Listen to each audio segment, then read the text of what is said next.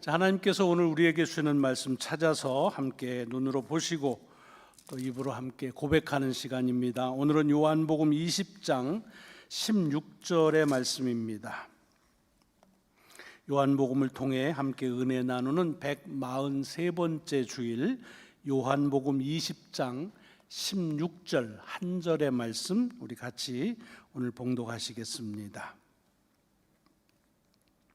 같이 봉독합니다. 시작. 예수께서 마리아야 하시거늘 마리아가 돌이켜 히브리 말로 라보니 하니 이는 선생님이라는 말이라. 아멘. 아멘. 오랜만에 한 절의 말씀을 가지고 말씀을 나눌 수 있는 기회가 되었습니다.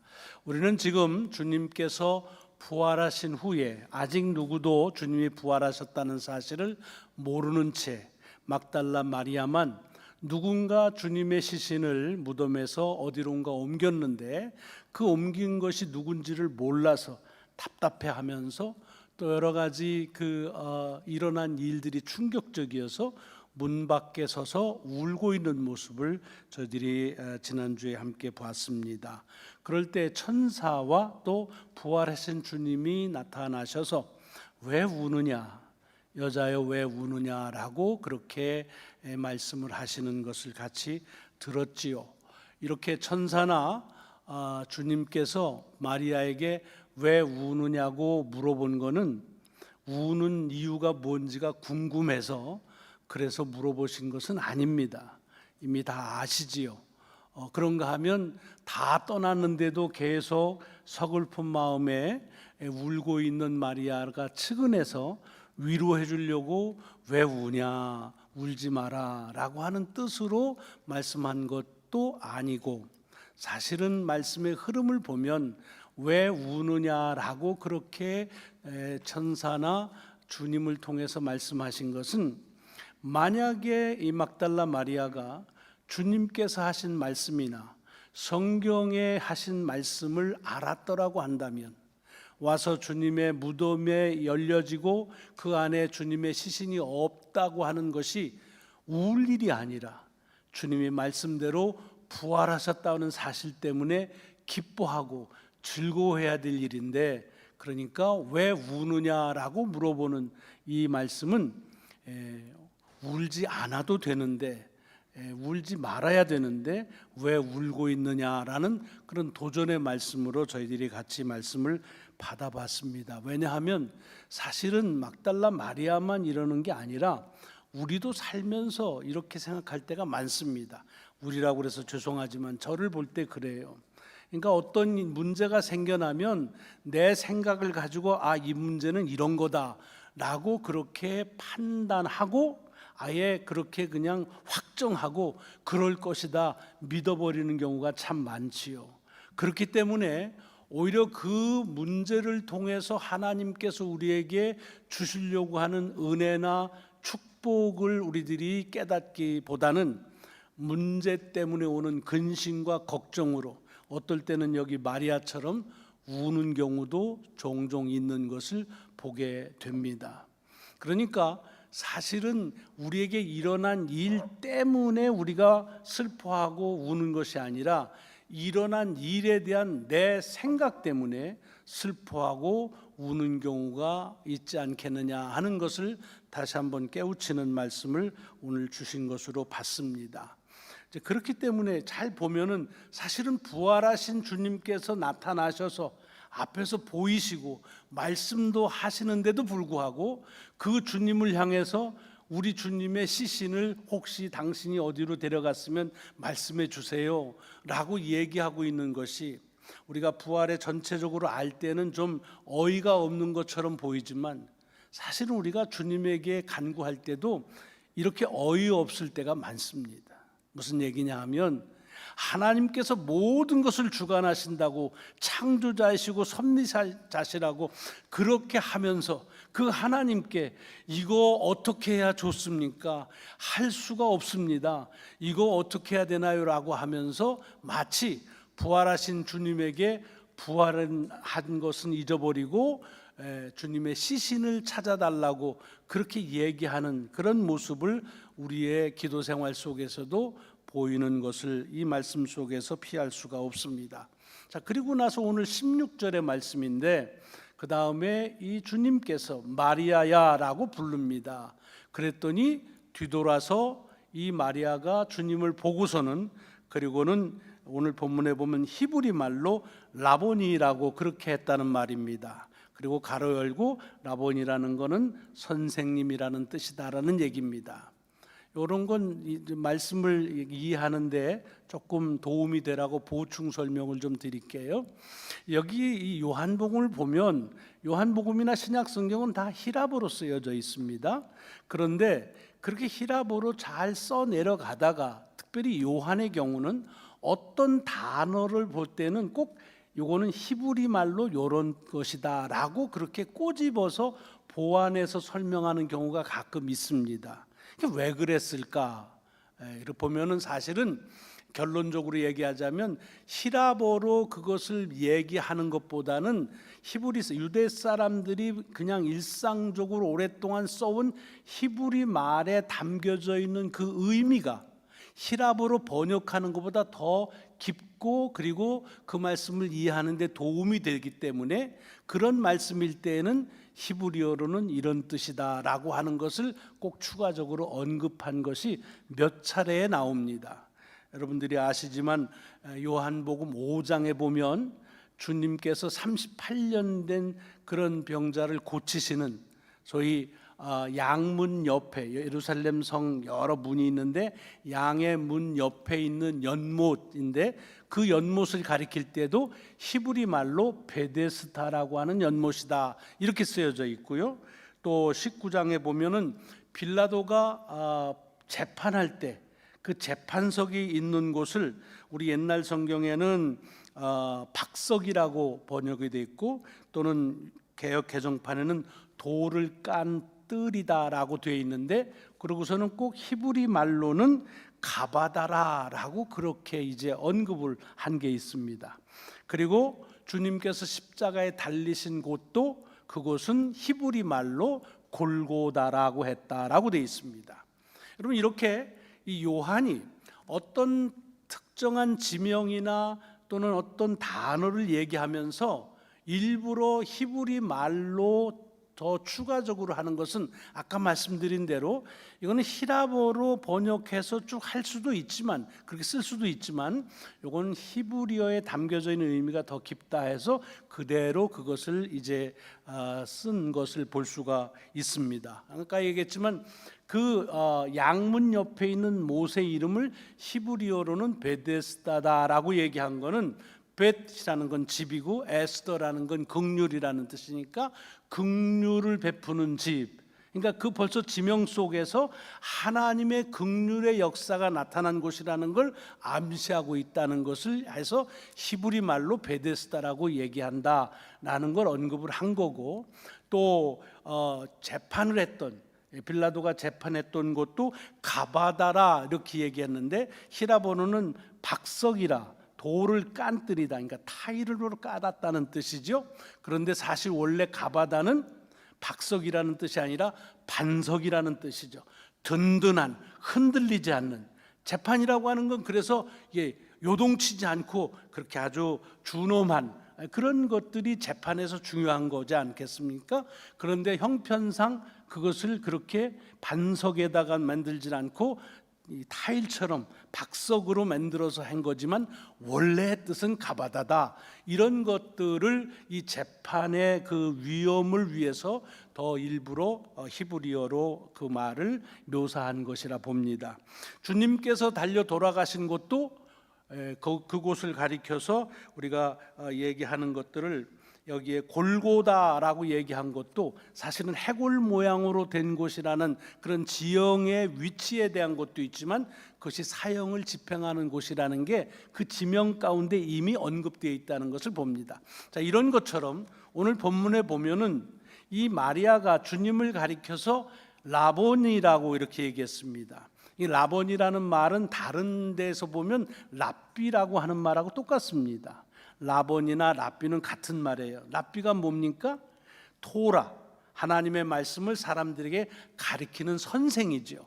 이게 좌비입니다. 그러니까 전생으로서 이제 랍비를 얘기합니다. 우리 지금도 앞에 있는 이 시나고그에 가면 거기 랍비가 계십니다.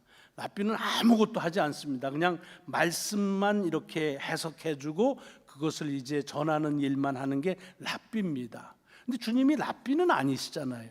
주님이 무슨 말씀을 가르치는 라이센스를 받으시거나 그 학교를 졸업한 분이 아니시거든요.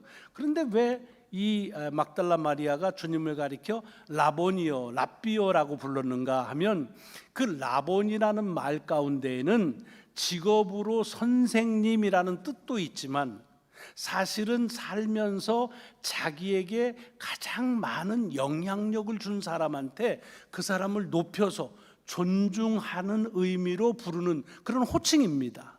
그러니까 주님을 랍비어라고 부르는 건 그것은 주님이 말씀을 가르치는 선생이기 때문에 부르는 것이 아니라 상당히 큰 영향력을 줬다. 예를 들면 막달라 마리아의 경우는 그의 병을 고치고 그의 삶에서 완전히 체인징하는 그런 변화의 역사를 한 분이기 때문에 그 주님을 가리키면서 라본이라 이렇게 말했다는 겁니다.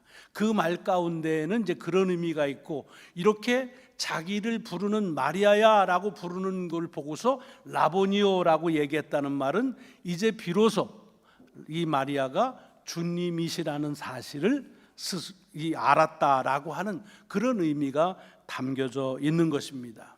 근데 참 재미있지 않습니까? 저만 혼자 재미있는지 모르지만 자, 앞에서 여자여 왜 우느냐라고 말할 때 그때하고 시간적으로 얼마 차이 안 납니다. 지금 뭐 한나절이 지나간 것도 아니에요. 잠깐 전에 일어난 일. 그러니까 같은 시간대예요. 그리고 그 말 한 때가 무슨 그거는 무덤 뒤편에서 하고 지금 무덤 앞이 아닙니다. 같은 장소예요. 주님도 같은 주님이십니다. 그러니까 주님이 하는 말씀의 목소리도 같은 목소리예요. 그런데 먼저 여자여 왜 우느냐라고 할 때는 주님이신 줄을 모르고 마치 동산지기인 줄로 착각을 했는데 마리아야라고 두 번째 부르는 가운데서는 라보니오라고 하면서 주님이시라는 걸 알았을까? 어떻게 이렇게 갑자기 그에게 큰 변화가 일어났을까 하는 겁니다. 여러분들은 어떻게 생각해요? 뭐가 이렇게 이 마리아를 통해서 주님이 주님이시라는 것을 알 수 있게 만들었을까요? 뭐 여러 해석들이 많습니다. 그 중에서 제가 어떤 분이 이런 해석을 했더라고요. 이 먼저 얘기는 여자여 왜 우느냐라고 할 때 이 여자여를 부르는 거는 3인칭 단수 보통 명사다 이거예요. 그렇게 불렀을 때는 몰랐다가 마리아다 이건 고유명사고 이름이란 말이에요. 그러니까 이름을 부르니까 그러니까 그제서야 마리아가 내 이름을 아는 사람이 누굴까라고 하다가 주님이 자기를 부르는 걸 알았다.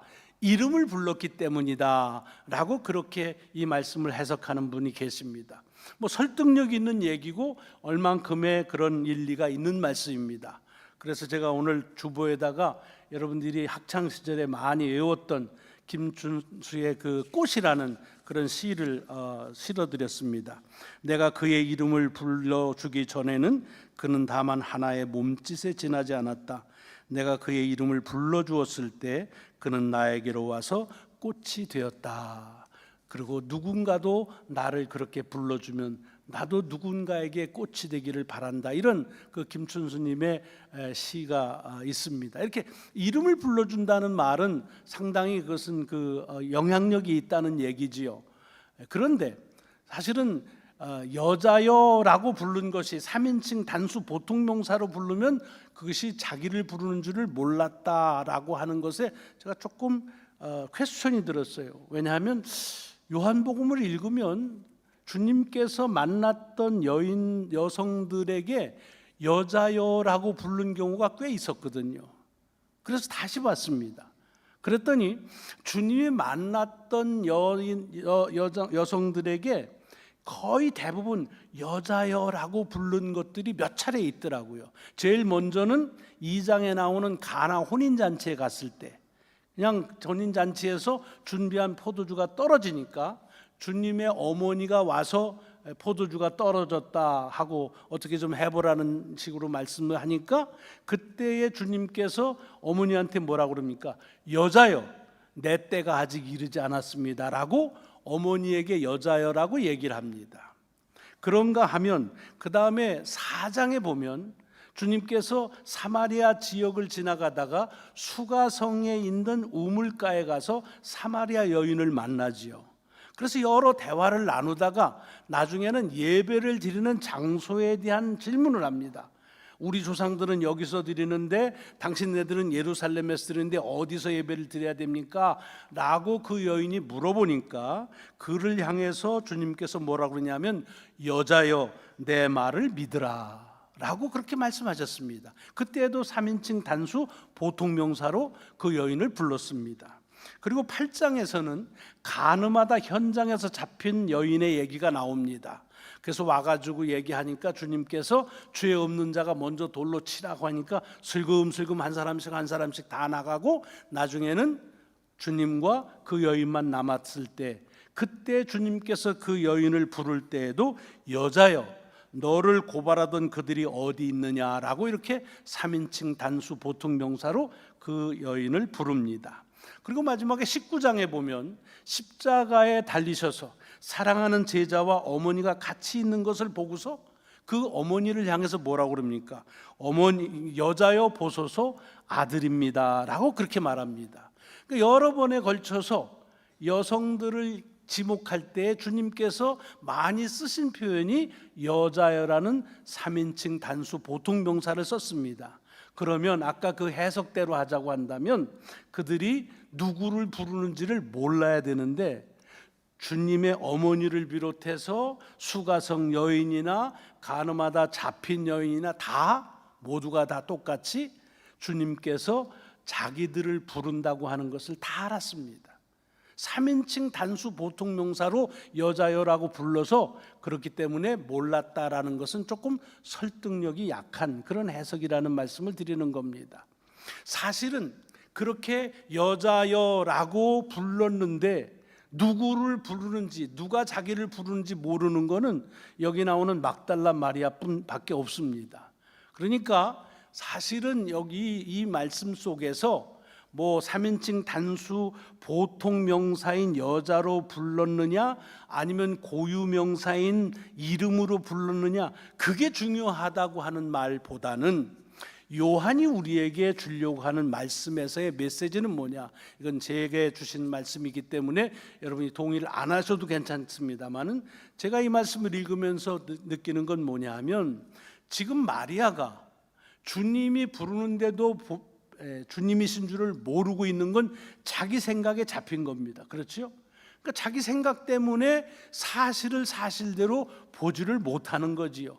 그러니까 말씀을 기억만 했더라면, 주님이 하신 말씀을 생각만 했더라면 주님이 부활하셨다는 걸 알 수 있었을 텐데 그것을 모르고 자기 생각에 잡혀가지고서 그만 주님을 동산직인 줄로 착각하고 주님 보고 주님을 찾아달라 이렇게 얘기하는 그런 일들을 지금 벌어지는 겁니다. 자, 이쯤 되면은 사실은 주님이라고 하신다면 야, 어떻게 내가 얘기하는데 모르냐, 내가 얘기한 거를 뭐 한두 번 얘기했냐 라고도 하고, 아니 지금 내가 네 앞에 와서 이렇게 보여주는데도 나를 동산지기로 알아? 라고 이렇게 뭐 한마디쯤 책망할 수도 있을 텐데, 오늘 본문에 보면은 주님께서는 다시 자기가 부르는 것이 누군지를 모르는 마리아에게 마리아야 라고 다시 부르신다는 겁니다. 저는 이것이 매우 중요한 메시지가 아닌가 생각합니다. 무슨 얘기냐? 우리가 주님께서 부르시는 말씀에 대해서 그냥 이게 주님이구나 이렇게 생각하고 그리고서 알려면 얼마나 좋겠습니까? 근데 그러질 못해요. 근데 성경에 봐도 주님이 이름을 부른다고 해서 또 다 안 것도 아니더라고요. 뭐 구약에 보면 사무엘을 부를 때에도 뭐 어려서 그런지 모르지만 하나님이 부르신 줄을 모르고, 사도행전 9장에 보면 사울을 부르는데 사울아 사울아 왜 내가 나를 핍박하느냐 라고 얘기하는데도 이 사울이 누가 자기를 부르는지를 몰라요. 그래서 누구십니까? 라고 묻습니다. 그럴 때 네가 핍박하는 예수다라고 가르쳐 주지요. 그러니까 성경 속에서 3인칭 단수 보통명사를 썼으니까 못 알아듣고 이름을 부르면 알아듣는다, 그 말도 아닌 것 같아요. 중요한 것은 아까도 말씀드린 것처럼 이 마리아가 자기 생각에 젖어서, 그래서 주님이 나타나시기도 하고 당신을 향해서 말씀하시는데도 불구하고 주님인 줄을 모를 때조차도 한 번 더 그를 부르셔서, 그래서 그로 하여금 주님이시라는 사실을 알게 해 주신다는 사실입니다. 여러분, 저는 이걸 은혜라고 봐요. 여러분, 마리아야 라고 불렀다는 말은 뭐예요? 주님께서 마리아에게 얘기하는 거예요. 네가 누군지 안다 라는 뜻입니다. 네가 마리아라는 걸 내가 안다 라는 뜻이죠. 그러나 그 말 가운데는 그것만, 네가 누군지 안다는 말만 있는 것이 아니라 너를 부르는 내가 예수다 라고 하는 사실을 그에게 알려주는 말씀입니다. 그렇기 때문에 이 마리아가 주님이시라는 사실을 알고 존칭하는 의미로 라보니오라고 그렇게 고백을 함으로 인해서 부활의 첫 증인이 비로소 된다 하는 이런 말씀입니다. 여러분, 오늘 이 본문 말씀 속에서 우리가 생각해야 될 것은 뭐냐? 사실은 부활의 첫 증인이 막달라 마리아가 그의 스스로의 노력이나 다른 사람들은 알지 못하는 것을 막달라 마리아만 알기 때문에 증인이 된 것이 아니라 주님께서 저를 증인으로 삼으셨다고 하는 사실입니다. 여러분, 신앙은 늘 말씀드리지만 수동태입니다. 우리가 뭘 깨닫고 노력해서 성취하고 이루고 하는 것이 신앙이 아니라 언제든지 주님께서 우리로 깨닫게 하시고 이루게 하시고 알게 하시고, 그런 하나님의 은혜로 인해서 우리가 비로소 알 수 있는 것입니다. 주님의 부활의 증인이 되는 건 마찬가지입니다. 다 증인됩시다 골기대에서 되는 게 아니라 주님께서 증인으로 삼아 주셔서 그를 다시 부르셨기에 이 막달라 마리아가 주님의 증인이 되어졌다라고 하는 말씀입니다. 자, 이쯤 되면은 무슨 생각을 우리가 한번 질문으로 던져봐야 되느냐 하면, 왜 허구 많은 사람들 중에서 막달라 마리아를 부활의 첫 증인으로 삼았을까 하는 질문을 던져보는 겁니다. 왜냐하면 여러분, 증인이라고 하는 게 뭐냐? 증인은 아무나 하질 않습니다. 어떤 일어난 사실에 대해서 확실하게 아는 경험도 있어야 되고 지식도 있어야 됩니다. 그래야 증인이 될 수 있습니다. 여기로 말하자면 지금 주님의 부활하심에 대해서 다른 사람은 몰라도 그것이 주님께서 하신 말씀에 그 말씀이 이렇게 일어났구나 하는 것을 비로소 스스로 아는 사람이 증인이 돼야 좋지요. 또 기왕이면 많은 사람들에게 존중을 받아야 그 사람이 말하는 것이 설득력이 있을 거 아니겠습니까? 그냥 아무런 그런 존중도 못 받고 없이 여기는 사람이 증인을 하면은요, 증인 자체, 그 증언 자체가 업신여기가 쉽습니다. 그러니까 증인을 채택할 때에는 사실에 대해서도 누구보다 경험도 많고 지식도 많고 더군다나 많은 사람들에게 존중을 받으면 더없이 좋은 증인의 자격이죠. 자, 이렇게 놓고 보면 막달라 마리아가 그 증인의 자격을 갖추었느냐 하는 겁니다. 그냥 한마디로 얘기하면 그것하고는 거리가 먼 사람이지요. 우선 이 사람은 병이 들었다가 주님께서 고침을 받은 사람입니다. 어떤 병인지는 모르지만 유대인들에게 있어서 병은 죄로부터 비롯되는 겁니다. 그러니까 죄를 지은 죄인이었다는 얘기입니다.